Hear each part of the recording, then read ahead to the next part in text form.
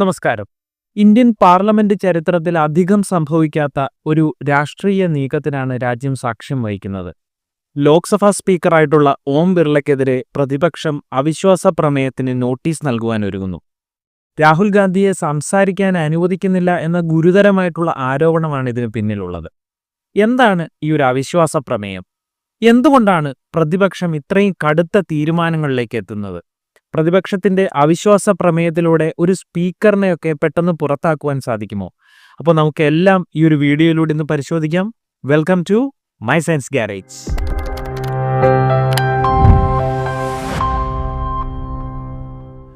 ലോക്സഭാ സ്പീക്കർക്കെതിരെയുള്ള ഈ ഒരു അവിശ്വാസ പ്രമേയ നീക്കം പെട്ടെന്നുണ്ടായ ഒന്നുമില്ല. കഴിഞ്ഞ കുറച്ചു മാസങ്ങളായി ഭരണപക്ഷവും പ്രതിപക്ഷവും തമ്മിൽ പാർലമെന്റിനകത്ത് നിലനിന്നിരുന്ന കടുത്ത ശീതയുദ്ധത്തിന്റെ പരിസമാപ്തിയാണ് ഇത് എന്ന് കാണുവാനായിട്ട് നമുക്ക് സാധിക്കുന്നതാണ്. ഇതിനു പിന്നിൽ ചരിത്രപരമായിട്ടുള്ള സംഭവ വികാസങ്ങളും കാരണങ്ങളുമൊക്കെ ഉണ്ട് എന്ന് കൂടി നമുക്ക് ചേർത്ത് വായിക്കേണ്ടതുണ്ട്. കഴിഞ്ഞ സമ്മേളനത്തിൽ നാം കണ്ടത് ഇന്ത്യൻ പാർലമെന്റ് ചരിത്രത്തിലെ ഏറ്റവും വലിയ കൂട്ട സസ്പെൻഷനാണ്. 140-ലധികം എംപിമാരെയാണ് ഒറ്റയടിക്ക് സഭയിൽ നിന്ന് പുറത്താക്കിയത്. 2023 ഡിസംബർ 13 പാർലമെന്റിൽ അപ്രതീക്ഷിതമായിട്ടൊരു സുരക്ഷാ വീഴ്ചയുണ്ടാകുന്നു.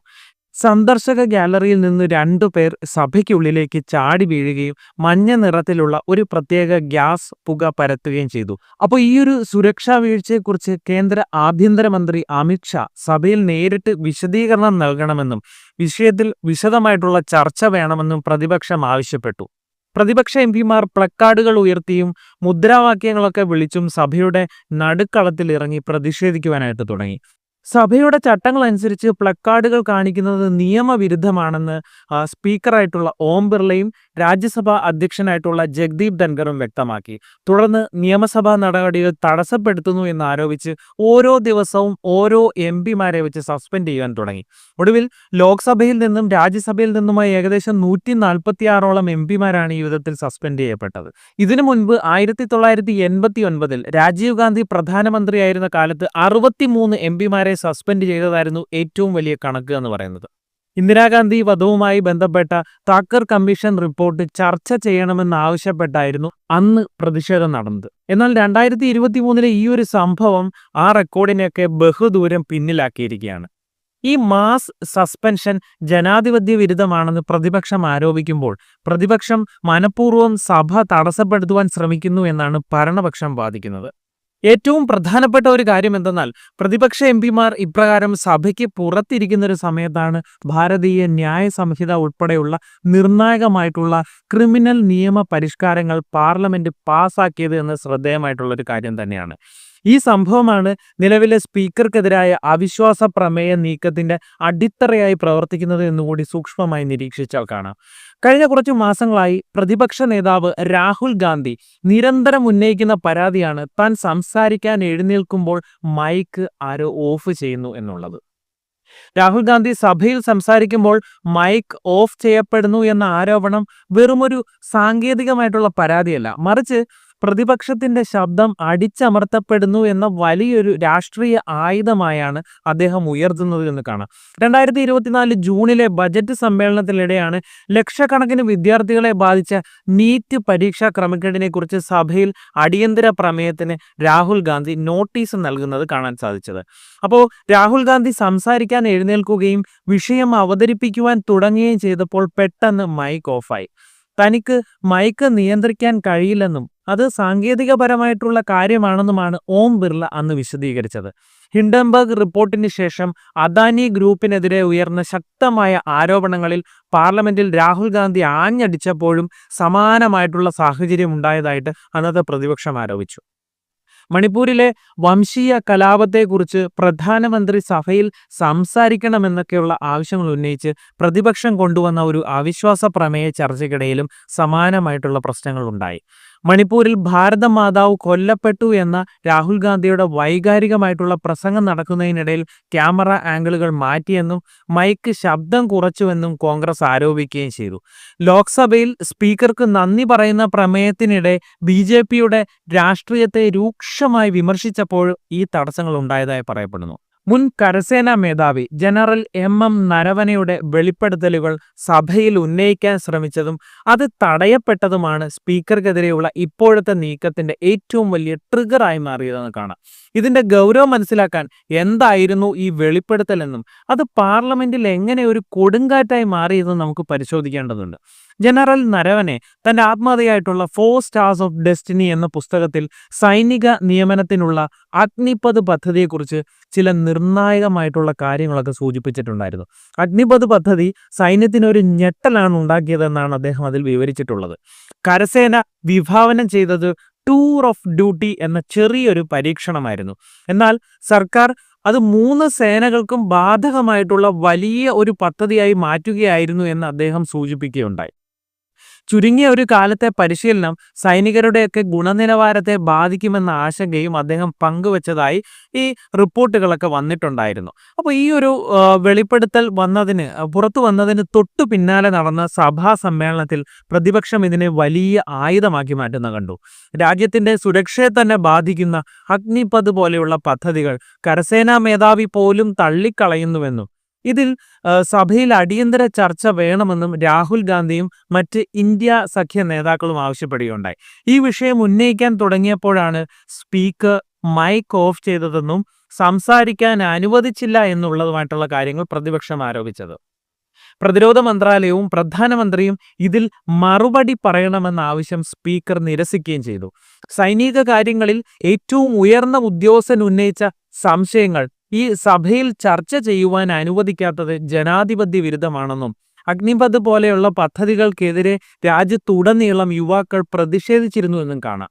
ആ വികാരം സഭയിൽ അവതരിപ്പിക്കുവാൻ സ്പീക്കർ തടസ്സം നിൽക്കുന്നു എന്നും സ്പീക്കർ സഭയുടെ നാഥൻ എന്ന നിലയിൽ നിന്ന് മാറി സർക്കാരിന് ബുദ്ധിമുട്ടുള്ള ചോദ്യങ്ങളിൽ നിന്ന് മന്ത്രിമാരെ രക്ഷിക്കുന്ന ഒരു കവചമായി പ്രവർത്തിക്കുന്നു എന്നിങ്ങനെയൊക്കെയുള്ള കാര്യങ്ങളാണ് പ്രതിപക്ഷ നേതാക്കൾ ഉന്നയിക്കുന്ന പ്രധാന പരാതികളായി നാം കണ്ടുകൊണ്ടിരിക്കുന്നത്.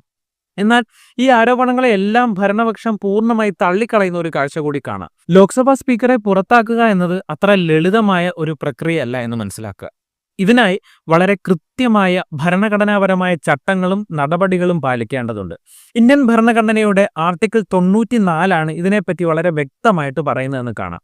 സ്പീക്കറെ സ്ഥാനത്ത് നിന്ന് മാറ്റുന്നതിനുള്ള പ്രമേയം അവതരിപ്പിക്കുന്നതിന് മുൻപ് കുറഞ്ഞത് 14 ദിവസത്തെ മുൻകൂർ നോട്ടീസ് നൽകിയിരിക്കണമെന്നാണ് പറയുന്നത്. അപ്പോൾ ഈ നോട്ടീസ് നൽകുന്നത് സ്പീക്കർക്ക് തന്റെ ഭാഗം വ്യക്തമാക്കാനും അതേപോലെ സഭയ്ക്ക് തയ്യാറാകാനുമുള്ള ഒരു അവസരം നൽകുന്നതിന് വേണ്ടിയിട്ടാണ്.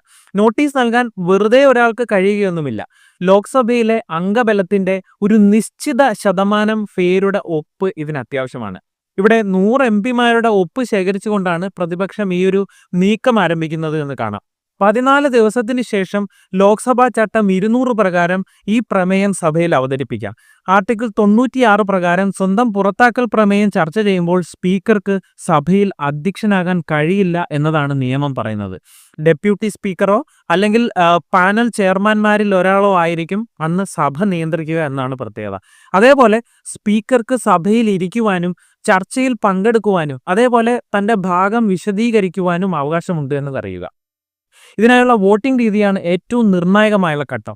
ഒരു സാധാരണ ബില്ല് പാസ്സാക്കുന്നത് പോലെയുള്ളൊരു പ്രൊസീജിയർ അല്ല.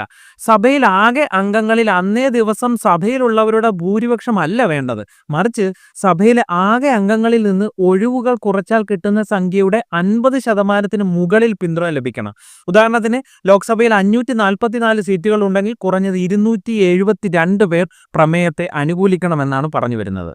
നിലവിലെ ഒരു രാഷ്ട്രീയ സാഹചര്യം പരിശോധിച്ചാൽ BJP സഖ്യത്തിന് സഭയിൽ വ്യക്തമായിട്ടുള്ള ഭൂരിപക്ഷമുണ്ട് എന്ന് എല്ലാവർക്കും അറിയാം. അതുകൊണ്ട് തന്നെ വോട്ടെടുപ്പ് നടന്നാൽ പ്രമേയം പരാജയപ്പെടാനാണ് സാധ്യത. എന്നാൽ പ്രതിപക്ഷം ഇത് ചെയ്യുന്നത് ചില പ്രത്യേക ലക്ഷ്യങ്ങളോടെയാണ്.